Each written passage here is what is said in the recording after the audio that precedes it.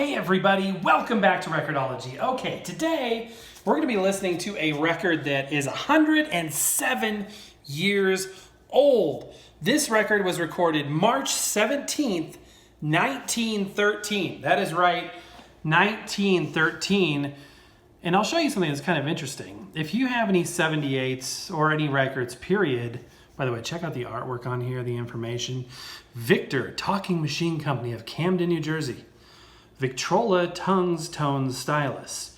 Soft tone, full tone, extra loud tone, semi-permanent and changeable. They literally have different tone stylus needles, and this is probably the closest thing to an actual needle. When it comes to record needles, they have different types of, and still they make them. You can still go get new needles for your phonograph. Anyway, if you look at a record like this, any record, it's going to have a number right here. And if you just Google search Victor Records and then that number, it'll come up with a recording date, yada, yada, yada. A little bit more look at this beautiful slip cover. It's one of the few ones that I have that's actually matched.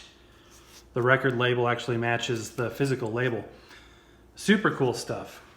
I love how it's solid on the back here. Why is it solid on the back there, but there's a hole on the front? We'll soon find out.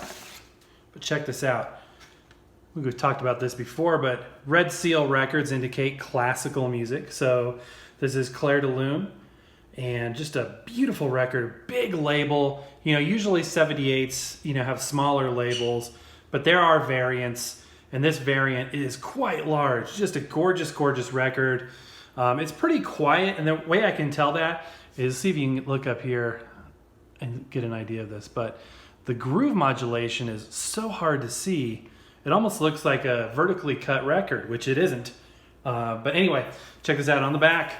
There's nothing. It is a single-sided record, and that's why the label doesn't have anything on the back. So you could use this to set your anti-skate on a modern record player. But today we're just going to give it a listen on the Vita Nola phonograph, 1917. So the phonograph is is newer than the record itself.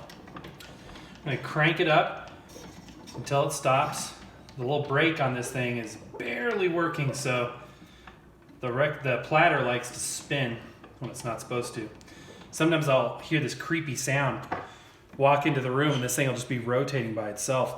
I'm not going to go through the details on the Vita Nola. We've done it a lot. If you want to learn more about the Vita Nola, just search Vita Nola on the channel. There's all kinds of cool stuff.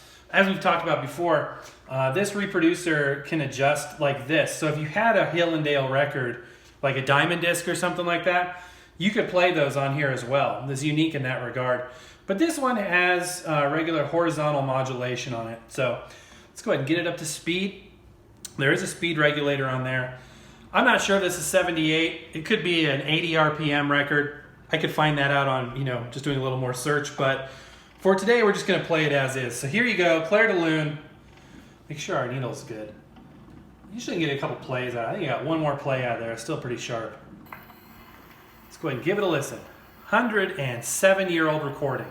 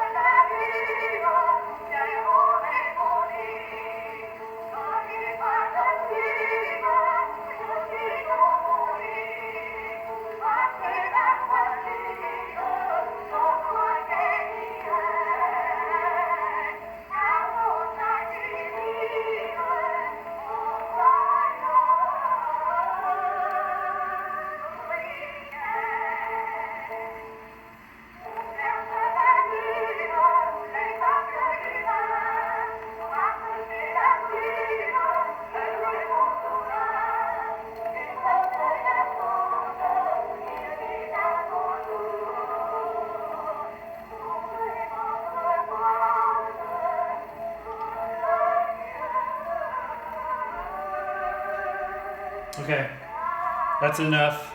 That's enough of that. That is probably the scariest sounding record I've ever heard in my life.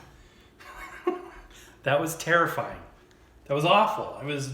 It sounds like it's from 1913. Now, there's a lot of beautiful music that was made prior to that, but that, first of all, that is not Clair de Lune. That is Oh Clair de Lune. So, my bad there. I was looking forward to listening to Clair de Lune. That's a beautiful song. This, in my opinion, is not. Geraldine Farrar and Edmund Clement sound like something out of a nightmare to me, personally. That was scary. That was horrific. If I walked in to a dark room and I heard that coming from the corner, I would probably, something bad would shoot out of me, because that was terrifying. That was utterly horrific sound. But from a historic standpoint, it's interesting. That's a doozy, guys. I couldn't even make it through. I'm sorry. If you want to hear the full recording, I'm sure it's available for free somewhere, probably archive.org.